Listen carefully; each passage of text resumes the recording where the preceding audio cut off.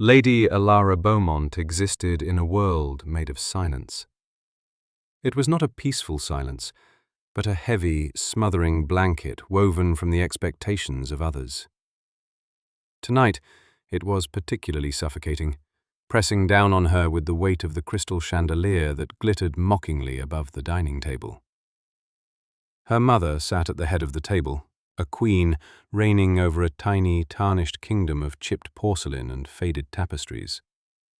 Lady Beaumont's smiles were as sharp as her words, and both were currently directed at Mr. Abernathy, a man whose fortune was as substantial as his waistcoat was tight. Ilara kept her eyes fixed on her plate, tracing the floral pattern with her fork. She was not to speak. This was the first and most important rule. Speaking invited questions. Questions invited scrutiny, and scrutiny, her mother had always warned, would reveal the terrible, shameful truth of her deficiency. "Ilara is a quiet girl," her mother said, her voice dripping with a false, pitying sweetness. "She finds comfort in simple things, a needlepoint, a walks in the garden. The complexities of conversation often overwhelm her."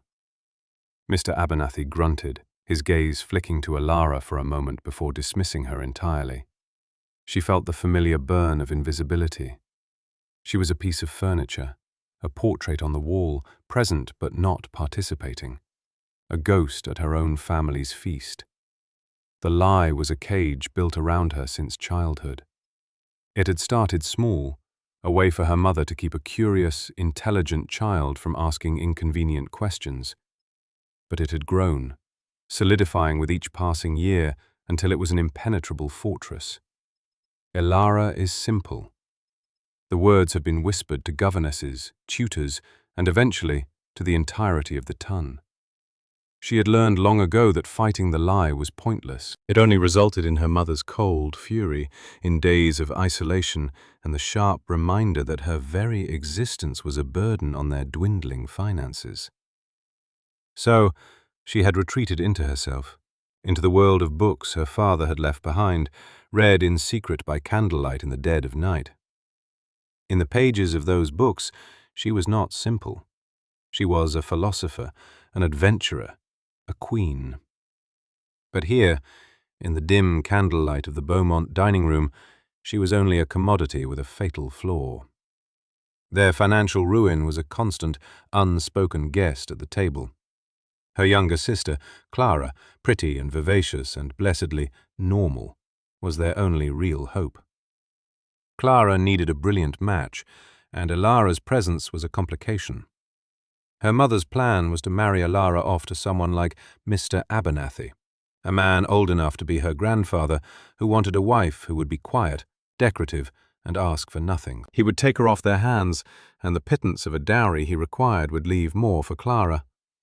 It was a neat, tidy solution. Ilara's fork stilled. The thought of a life with Mr. Abernathy, of an existence where her silence was not a performance but a permanent reality, made a cold dread seep into her bones. It was a death of a different sort, a slow suffocation of the soul. She felt her breath catch in her throat, a tiny, panicked sound she quickly suppressed. Her mother's eyes darted towards her, sharp and warning. Ilara immediately looked back down at her plate. She had learned to school her features into a placid, vacant mask. It was her armor and her prison.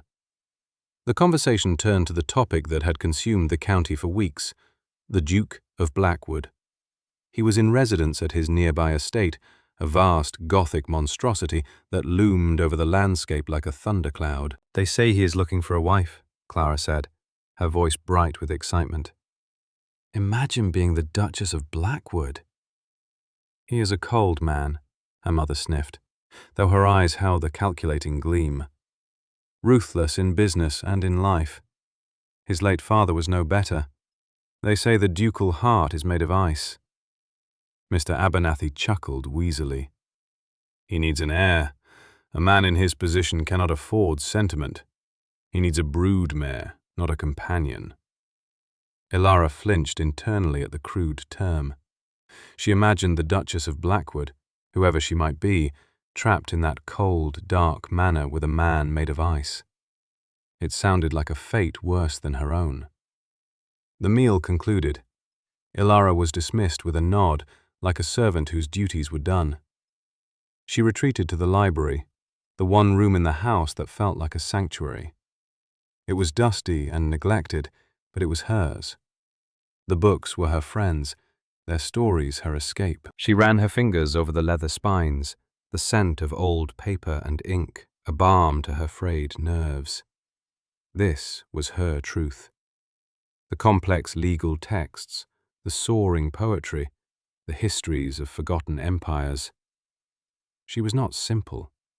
She was a scholar in a world that demanded she be an imbecile. A week later, the world tilted on its axis. The Duke of Blackwood came to call. His arrival was not announced by a polite footman, but by the thunder of hooves and the crunch of gravel under the wheels of a carriage that was black as midnight.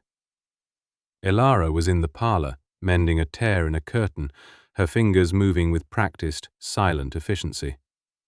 When he entered the room, the very air seemed to grow colder, thinner. Alastair, the Duke of Blackwood, was taller than she had imagined, with shoulders that seemed to block out the light from the window. His hair was the colour of a raven's wing, and his eyes were a startling, pale grey, like a winter sky. They saw everything and revealed nothing. He did not smile. His face was a mask of aristocratic severity, carved from stone. He moved with a predator's grace, his presence utterly commanding. Her mother, for the first time in Ilara's memory, seemed flustered, her usual iron control faltering. Clara was aflutter, preening and positioning herself to be seen to her best advantage, but the Duke's gaze passed over her as if she were not there. It swept the room, cool and assessing, before it landed, with a disquieting intensity, on Ilara. She froze, her needle poised in mid-air. It was like being pinned by a hawk. His eyes were not cruel, but they were unnervingly perceptive. She felt stripped bare, the carefully constructed facade of simplicity threatening to crumble under that penetrating stare. She quickly dropped her gaze back to her mending, her heart hammering against her ribs. "Lady Beaumont." The Duke's voice was a low, resonant baritone that vibrated through the floorboards. "I have come on a matter of some importance." The pleasantries were dispensed with in a manner so brisk it was almost insulting. He had not come for tea. He had come for a transaction. After a few minutes of tense, stilted conversation, he stated his purpose with breathtaking bluntness. "I require a wife," he said, his gaze once again finding Ilara. "I wish to make an offer for the hand of your eldest daughter." A stunned silence fell over the room. Clara's face fell, her mouth a perfect O of disbelief. Ilara's needle slipped, pricking her finger. A single, bright red bead of blood welled on her fingertip. She stared at it, the shock so profound she felt nothing. Her mother recovered first. A strange, panicked light entered her eyes. This was not the plan. A duke. The Duke of Blackwood. It was too much. A duchess had power, a voice. A duchess could not be controlled. "Your Grace," her mother began, her voice strained, "you honor us, truly. But I fear there has been a misunderstanding. My Ilara, she is not suited for such a position." The Duke's expression did not change. "Oh?" "She is delicate," her mother said, the lie forming on her lips with practiced ease. "She is a sweet, simple girl, wholly unsuited to the rigors of managing a household such as yours. Her constitution is fragile. Her mind—" She trailed off, letting the implication hang in the air. Ilara felt the blood drain from her face. She had heard the lie 1,000 times, but never wielded with such desperate, cruel finality. It was a brand, searing her for all to see. The Duke's gaze remained on Ilara. He seemed to be waiting. For what? For her to protest? To weep? She did nothing. She sat perfectly still, the drop of blood on her finger the only vibrant thing in her colourless world. "Her mind?" the Duke prompted, his voice dangerously soft. Her mother took a deep breath, her eyes pleading with him to understand, to go away, to choose someone else. She cannot read, Your Grace. She has never been able to grasp her letters. She is simple. It is a family tragedy we have borne with quiet dignity. The words fell like stones into the frozen pond of the room. It was the boldest, most complete version of the lie she had ever told. Ilara felt a strange sense of detachment, as if she were watching a play. This simple girl, this tragic creature, was not her. It was a character her mother had created. Ilara expected the Duke to recoil in distaste, to offer his apologies and make a swift retreat. Instead, a flicker of something unreadable passed through his grey eyes. He looked from the mother's desperate face to the daughter's placid mask. "Simplicity," the Duke said, the words falling like chips of ice, "is a quality I find entirely suitable. A quiet nature is a virtue. I have no need for a blue stocking or a political hostess. I need a duchess who will be serene and untroubled by the complexities of my world." He paused, his gaze locking with Ilara's once more. "My offer stands." Her mother stared, utterly defeated. She had played her final, most desperate card, and it had been turned against her. The Duke of Blackwood did not want a partner. He wanted a beautiful, silent doll. And she had just gift-wrapped one for him. The marriage was arranged with the speed of a military campaign. Contracts were drawn, settlements agreed upon. Ilara was a pawn being moved across a chessboard, from a crumbling square to one of gilded black marble. It was still a cage. She saw the Duke only once more before the wedding, at the solicitor's office where she was to sign the marriage contract. She did not sign, of course. She made her mark, an X guided by her mother's hand, a final, humiliating performance of her supposed simplicity. The Duke watched the entire proceeding with that same unnerving, impassive expression. His eyes, she thought, missed nothing. The wedding was a small, cold affair. Ilara felt like a wraith in her borrowed ivory gown. She spoke her vows in a whisper, the words feeling foreign and false on her tongue. When the Duke slipped the heavy gold ring onto her finger, his skin was cool to the touch. Then she was Duchess of Blackwood, spirited away in that midnight black carriage to the imposing fortress she was now to call home. Blackwood Manor was even more intimidating up close.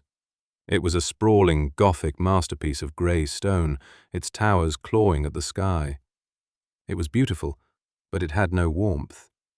It was a monument, not a home. The staff lined up to greet her, a silent, disciplined army of maids, footmen and butlers. They were led by Mr. Finch, the butler, a man so stiff he seemed to have been carved from petrified wood, and Mrs. Gable, the housekeeper, whose face was a roadmap of disapproving lines. Ilara knew what they saw. A simple, vacant girl, who had somehow stumbled into a title far beyond her capabilities. The Duke led her through the cavernous entrance hall, his hand a formal, impersonal weight on the small of her back. "Mrs. Gable will show you to your chambers," he said, his tone no different from when he was addressing his butler. "We dine at 8. I trust you will find everything to your satisfaction." And with that, he turned and strode away towards a wing of the house she assumed was his own, leaving her alone with the silent, watchful eyes of her new household. Her rooms were magnificent, a suite of chambers larger than the entire ground floor of her family home. They were decorated in shades of cream and silver, with a fire already crackling in the hearth, but they felt as cold and impersonal as a museum.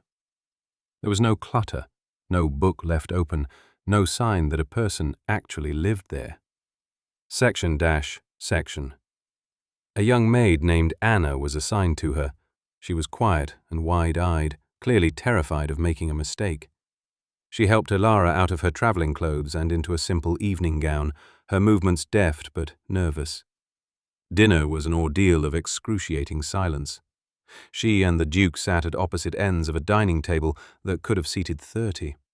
Courses were served and cleared with silent, ghostly efficiency by footmen who never met her eye. The Duke did not attempt conversation. He ate with a focused intensity, as if it were another task to be completed. Ilara, following the ingrained rules of a lifetime, kept her eyes on her plate. The silence stretched, punctuated only by the clink of silverware against porcelain. It was heavier, more profound than any silence she had ever known. This became the rhythm of her new life. Days spent in her gilded cage, nights spent in echoing silence. The Duke was an absent presence. She would see him at dinner, a formidable stranger at the far end of the table. Occasionally, she would glimpse him from a window, riding out across his lands, a powerful, solitary figure against the grey sky. He never sought her out. He never spoke to her beyond the most formal of greetings. He had acquired his simple, serene duchess, and, having installed her in his home, seemed to have forgotten she existed. Yet small, inexplicable things began to happen, cracks in the cold facade of her new reality. She had always loved flowers, particularly the delicate, star-shaped jasmine. One morning, she found a single, perfect stem of it in a crystal vase on her bedside table. When she asked Anna about it, the maid simply said, "From the conservatory, Your Grace." Ilara had not even known the manor had a conservatory. She found it by accident one afternoon, tucked away behind a hedge maze. It was a vast glass house, warm and humid and overflowing with life. And in the center, a thriving wall of jasmine filled the air with its intoxicating scent. The head gardener, a gruff old man named Peters, tipped his hat when he saw her. "His Grace ordered the jasmine propagated last winter," he grumbled, though not unkindly. "Said the new Duchess was fond of it." Ilara was stunned. How could he have known? She had never spoken of it to him. Her mother certainly would not have mentioned such a trivial detail. It was a small, insignificant thing, but it planted a seed of curiosity in the barren soil of her loneliness. Then there was the matter of the library. It was the Duke's private sanctuary, a magnificent 2-story room she had only glimpsed through an open door. She was not to enter. It was his one explicit rule, relayed via Mrs. Gable. One evening, as she was passing, she saw the door was ajar. A warm, golden light spilled into the hallway. Peeking inside, she saw the room was empty, a fire roaring in the grate. On a small table near a large leather armchair, a book lay open. It was a volume of philosophical essays she knew well, one of her father's favorites. It was turned to a passage she had underlined in her own secret copy years ago. Her heart began to beat a little faster. It could be a coincidence. It must be. But the series of coincidences was growing. The staff, who had initially treated her with a polite but profound condescension, began to change. Their behavior shifted after a small incident in the breakfast room. A young footman, new to the household, had seen her reach for a newspaper left on the sideboard. "Begging your pardon, Your Grace," he had said, a smirk playing on his lips as he took it from her. "But I doubt you'd have much use for this. It's all tedious politics." Before Ilara could react, the Duke's voice cut through the air from the doorway, as cold and sharp as breaking glass. "You will address the Duchess with respect, and you will never presume to know what is or is not of interest to her." The footman turned white as a sheet. "Your Grace, I only meant—" "You are dismissed," the Duke said flatly. "Pack your things." He did not raise his voice. He did not have to.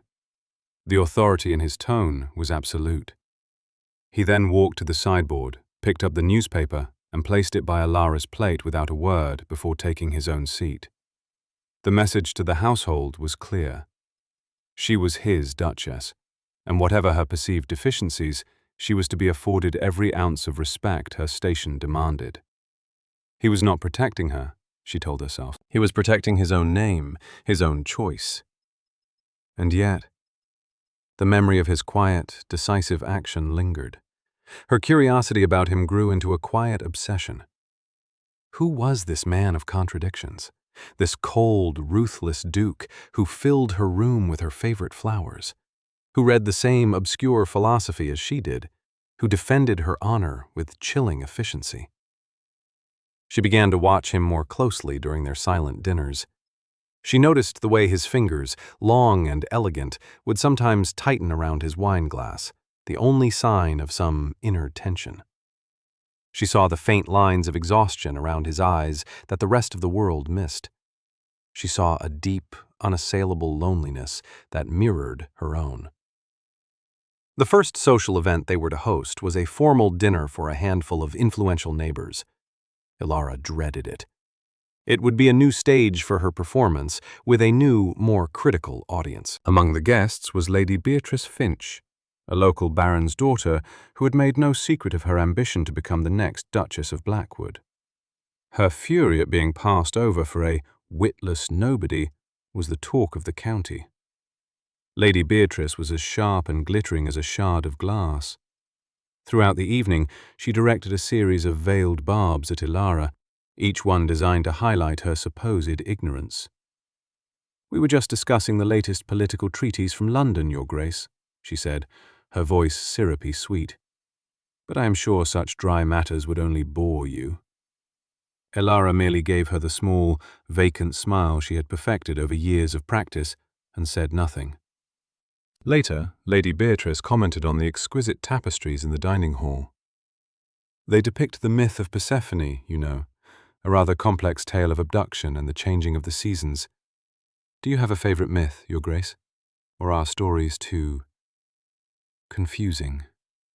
Ilara felt a hot spike of anger, but she pushed it down, maintaining her placid exterior. She could feel the Duke's eyes on her from the other end of the table. His face was unreadable, but she saw the muscle ticking in his jaw. The final straw came during dessert. A debate had arisen about a piece of legislation concerning agricultural tariffs, a topic on which the Duke had strong opinions.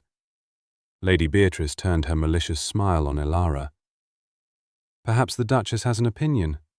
Surely even you must know whether it is better to have cheap bread or protected farms, Your Grace.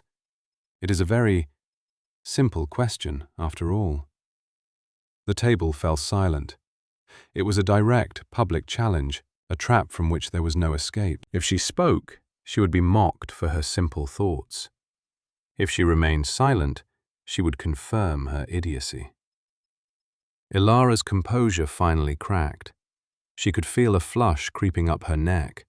Her hands, hidden in her lap, were clenched into fists. Before she could even think of a response, the Duke spoke. His voice was not loud, but it cut through the tension like a knife. "Lady Beatrice," he said, his pale grey eyes fixed on her. "My wife's opinions are her own, and I find your persistent attempts to bait a woman who has shown you nothing but courtesy to be a staggering display of ill breeding." Lady Beatrice's face went from triumphant to horrified. A collective gasp went around the table.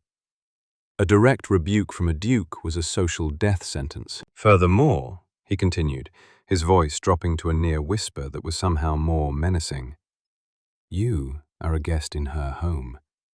You will remember that, or you will not be a guest here again." The rest of the dinner passed in a thick, uncomfortable silence. The guests left as soon as was polite. Lady Beatrice looked as if she had been slapped. When the last carriage had rolled away, Ilara stood alone in the vast entrance hall. The Duke walked towards her, his footsteps echoing on the marble. He stopped a few feet away, his expression as guarded as ever. "Are you all right?" he asked. It was the first personal question he had ever asked her. She could only nod, her throat too tight for words. She was overwhelmed by a confusing swirl of emotions, gratitude, anger, and a startling, unfamiliar flutter of something else entirely, something warm. "She will not trouble you again," he stated, as if it were a fact of nature, like the sun rising. Then, with a slight, almost imperceptible nod, he turned and walked away, leaving her once again alone in the silence. But the silence felt different now. It was no longer empty. It was filled with the echo of his words. with the memory of his unexpected, fierce defense. He had seen the attack, and he had shielded her. Not for his name, she realized with a sudden, dizzying certainty, but for her. The incident shifted something between them. The silence at dinner remained, but it was no longer heavy and oppressive. It became something softer, a shared space. She would catch him looking at her, and he would not immediately look away. A silent conversation seemed to pass between them in those stolen glances. Her world at Blackwood Manor began to expand. She explored the vast house, discovering forgotten rooms and hidden gardens. She spent hours in the conservatory, the warm, fragrant air a comfort to her soul. She even began to speak, just a little, to Anna, her maid, who blossomed under the gentle attention. But the Duke's study remained forbidden territory. The library, his heart of the castle, was closed to her. And so she continued her secret life, reading late into the night from a small collection of books she had managed to bring with her, hidden in the false bottom of a trunk. One afternoon, weeks after the disastrous dinner party, a sense of urgency seemed to grip the manor. Men in severe suits came and went. The Duke was sequestered in his study for hours, his steward and his solicitor looking grim-faced and anxious. Ilara gleaned from snippets of conversation between the staff that it concerned a major land acquisition. An estate bordering Blackwood was for sale, a crucial piece of property the Duke had been trying to acquire for years. The contracts were being finalized. It was a complex and delicate negotiation. That evening, the Duke looked more tired than she had ever seen him. The lines around his eyes were etched deeper, his movements stiff with tension. Dinner was a silent, strained affair. After the meal, he did not retreat immediately to his study as he usually did. He went to the drawing room and poured himself a brandy, standing before the fire with his back to her. Ilara hesitated in the doorway, feeling like an intruder. She should go to her rooms, but she found herself unable to leave. She walked silently into the room and sat on a sofa, picking up a piece of embroidery she kept for moments like these, a prop to justify her presence. They sat in silence for a long time, the only sound the crackle of the fire and the ticking of the grand father clock in the hall. The air was thick with his unspoken anxiety. Finally he spoke, his voice rough. The Ridgeway estate.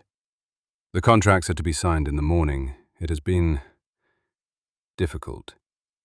She looked up, surprised he was confiding in her, even in this small way. She simply nodded, not trusting herself to speak, but she hoped her expression conveyed a sense of support. He drained his brandy in one swallow. It is done, for better or worse. He turned and looked at her, truly looked at her, for the first time all evening. Good night, Ilara. He used her name, not Your Grace or Duchess. Ilara. Her heart gave a painful lurch. Good night, Your Grace, she whispered to his retreating back. The next morning, the tension in the house was palpable. The solicitor, Mr. Davies, a fussy, balding man, arrived early. He and the Duke's steward, Mr. Thorne, were shown into the study. Ilara was in the adjoining morning room, arranging flowers, the door slightly ajar. She could hear the low murmur of their voices. She was about to move away, not wanting to eavesdrop, when the Duke's voice, sharp with irritation, cut through. Are you certain this is correct, Davies? The indemnity clause seems weak. It is standard, Your Grace. The solicitor's voice was placating. A mere formality. Ilara found herself drifting closer to the door, her curiosity piqued. Her father, a country barrister, had taught her to read legal documents before she had learned to read fairy tales. He had drilled into her the importance of precise language, the danger of a misplaced comma or a vague clause. The men's voices droned on. Ilara felt a growing sense of unease. Something about the solicitor's tone felt dismissive, careless. The Duke was sharp, But he was a landowner, not a lawyer. He could sense a problem, but might not be able to articulate it. A footman entered the morning room. "His Grace requires more ink in the study, Your Grace." This was it. A reason to enter. Her heart began to pound, a frantic, wild rhythm against her ribs. This was foolish. It was dangerous. She should stay in her place, the silent, simple Duchess. But the thought of him being cheated, of his trust being misplaced, was intolerable. He had defended her. He had filled her rooms with jasmine. He had called her by her name. Taking a deep breath, she picked up the heavy inkwell from the writing desk. Her hand was perfectly steady. She walked to the study door and knocked softly before entering. The three men at the great mahogany desk looked up in surprise. The Duke's expression was a mixture of annoyance and confusion. The desk was covered in parchments, maps, and ledgers. The final contract, a thick sheaf of vellum bound with a red ribbon, lay in the center. "The ink, Your Grace," she said softly, her voice barely a whisper. She moved towards the desk, her eyes scanning the document that lay open. She placed the inkwell down, her fingers brushing the edge of the parchment, and then she saw it. It was not a weak clause. It was a catastrophic one. A deliberately ambiguous phrase concerning mineral rights, tucked deep within a dense paragraph.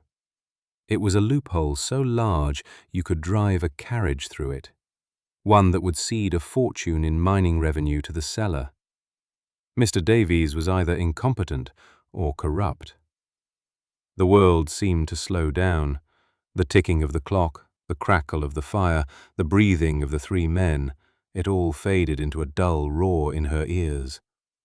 This was the moment. The precipice. She could retreat, return to her silent life, and let him walk into the trap. It was the safe choice.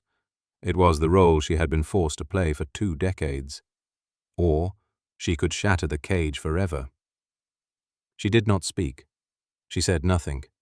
She did not need to. With a calm that felt utterly alien to the storm raging inside her, Ilara reached for the quill that lay beside the inkwell. She dipped the nib into the fresh ink, the scratchy sound unnaturally loud in the dead, silent room. She leaned over the desk.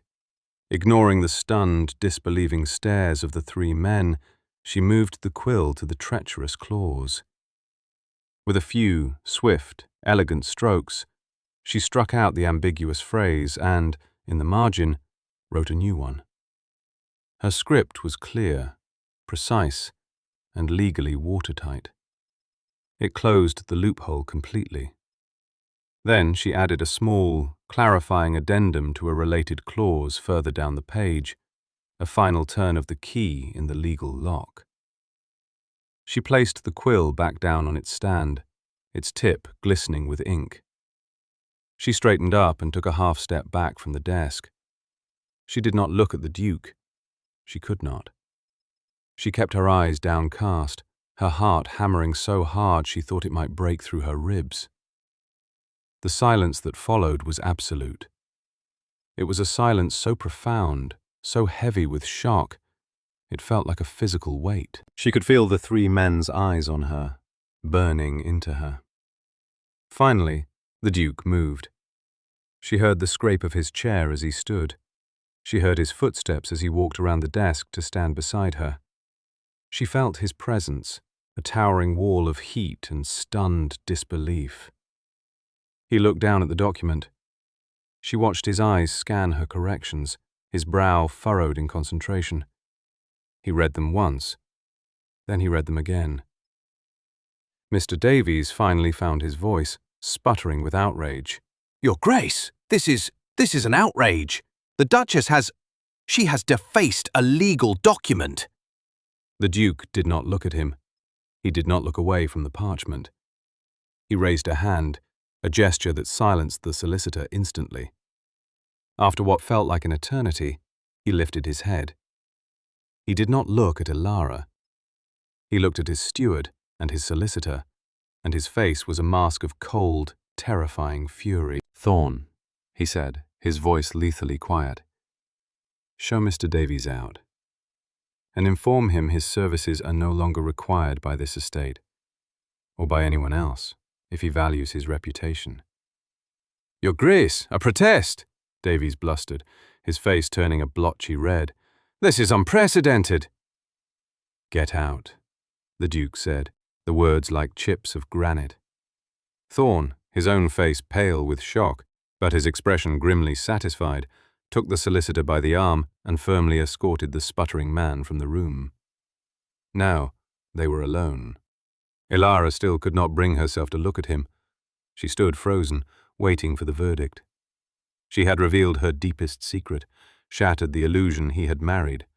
She braced herself for his anger, for his revulsion. He was silent for a long moment. Then he spoke, his voice low and strained. "Look at me, Ilara." Slowly, she forced herself to lift her head. His face was stripped bare of its usual impassive mask. His grey eyes were wide with a storm of emotions she could not begin to decipher. Shock, confusion, and something else. Something that looked almost like pain. "Your mother," he said, his voice rough. "She told me you could not read." Ilara found her voice, though it came out as a ragged whisper. "My mother says many things." He stared at her, truly seeing her, it felt, for the very first time. The simple girl was gone. In her place was a stranger, an intelligent, composed woman with secrets in her eyes. "All this time," he breathed, more to himself than to her. "All this time you have been playing a part." He shook his head, a gesture of profound disbelief. "Why? Why would you let me believe such a thing?" The question hung in the air between them. It was the question that had defined her entire life. Why had she allowed it? "In my family's house," she began, her voice gaining a little strength, "my silence was a shield. It was easier to be thought simple than to be punished for being clever. It was safer." "And here?" he pressed, his gaze intense. "Why did you continue the charade here, in your own home?" "I did not know if this was a home," she answered with brutal honesty, "or merely a different kind of cage." His face flinched as if she had struck him. The truth of her words landed with palpable force. He had treated her like a beautiful object to be installed and ignored. He had given her no reason to believe this place was anything but a prison with better furnishings. He turned away from her, walking to the large window and staring out at the manicured lawns. His shoulders were rigid with tension. "I knew," he said, his voice so low she barely heard him. You knew?" she whispered, confused. He turned back to face her, and the look in his eyes made her breath catch. The cool, guarded Duke was gone, replaced by a man who looked utterly exposed, utterly vulnerable. "I knew the lie," he confessed, his voice raw. "Not all of it, not the depth of it.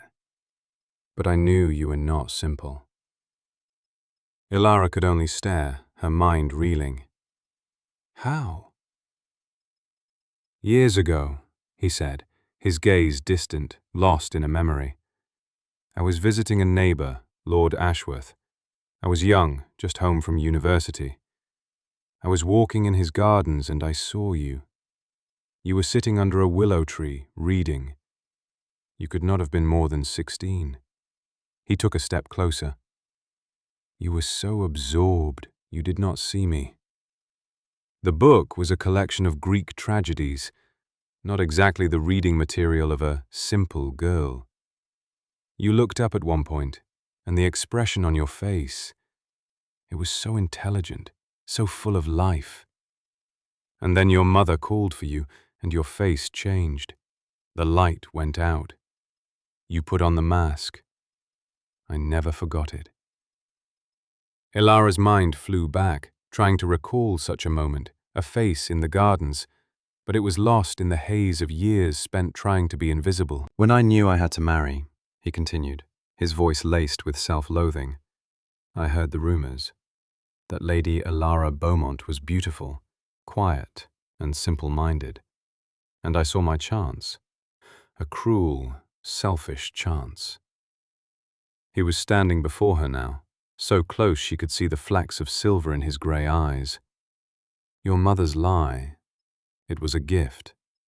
It allowed me to ask for your hand without anyone suspecting my true motive. They all thought I wanted a biddable, empty-headed fool for a wife, and her lie protected you from every other ambitious suitor.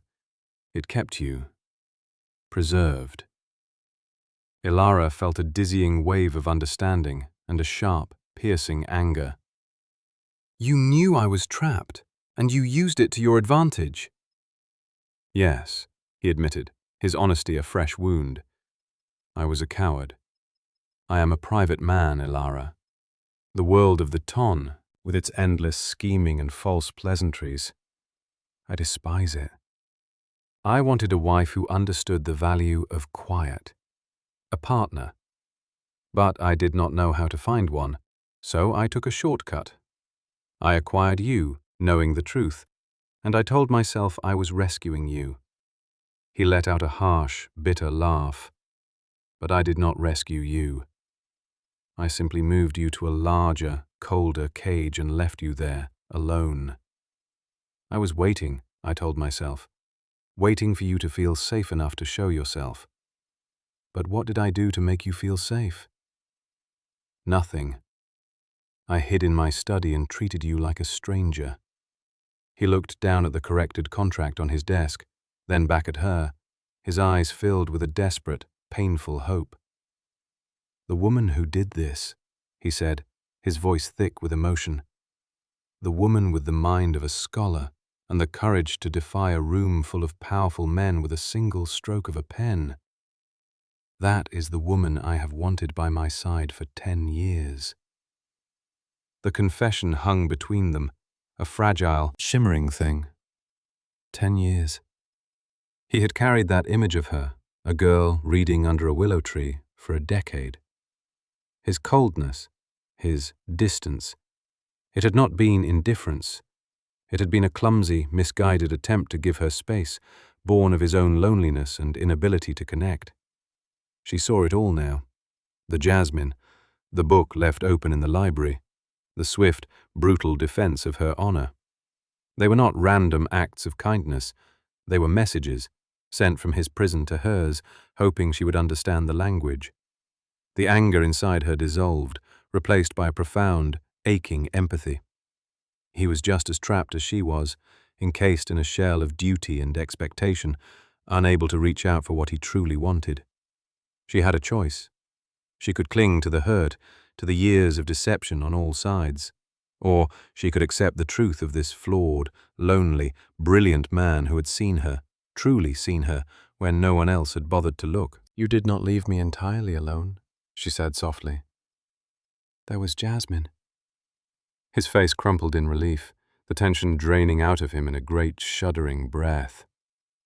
He reached out, his hand hesitating for a moment before his fingers gently cupped her cheek. His touch was not cool, as she had imagined, but warm and trembling. Ilara, he whispered, his thumb stroking her skin. Can you forgive me? For my cowardice, for the silence. She leaned into his touch, a lifetime of loneliness melting away under the warmth of his palm. Only if you can forgive me for mine, she replied. In his eyes, she saw not a ruthless duke, but a man laid bare, offering her all his broken, hopeful pieces. And in that moment, she knew she was no longer a pawn, no longer a victim. She was a woman who had found her voice not by shouting, but by writing her own truth in the margins of a life someone else had tried to dictate. He lowered his head, and his lips met hers. The kiss was not one of passion or demand. It was a kiss of profound recognition. a silent conversation that spoke of shared solitude, of patient waiting, and of a future that was, at long last, about to begin. It tasted of brandy and ink and forgiveness. 2 years later, the morning sun streamed into the grand library of Blackwood Manor. It was no longer a forbidden sanctuary, but the heart of the home, its walls lined with the shared collection of 2 avid readers. Elara, Duchess of Blackwood, sat in a large armchair, a ledger open on her lap. She was no longer just the Duchess, she was the co-manager of a thriving estate, her keen mind and legal acumen proving as valuable as any agricultural innovation. Alistair sat across from her, reading aloud from a newspaper, his deep voice a comforting rumble in the quiet room. He would often pause, and they would debate a point of politics or finance, their arguments lively and full of mutual respect. The heavy silence of their early days was a distant memory, replaced by the easy rhythm of 2 people who truly knew each other. The room was not entirely quiet. On a thick rug before the fireplace, their 1-year-old son, Arthur, was happily surrounded by wooden blocks.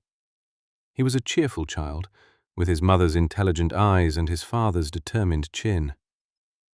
Alistair put down the paper and smiled, a genuine, warm smile that had once been so rare, but now was a daily occurrence.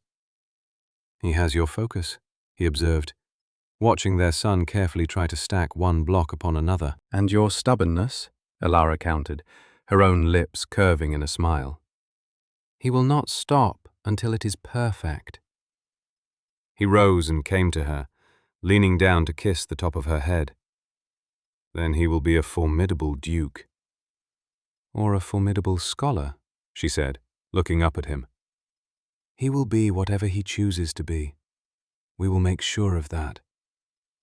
Alistair's hand rested on her shoulder, a familiar, comforting weight. The house was no longer a cold monument. It was filled with light, with laughter, and with the kind of profound, peaceful silence that only comes from perfect contentment. Elara's worth had never been for others to define. It had always resided within her, waiting not for a rescuer, but for a single moment of courage. She had learned that true freedom was not the absence of a cage, but the power to choose who you shared it with. And love, she had discovered, was not a grand declaration, but a quiet, patient, and unwavering recognition of the truth.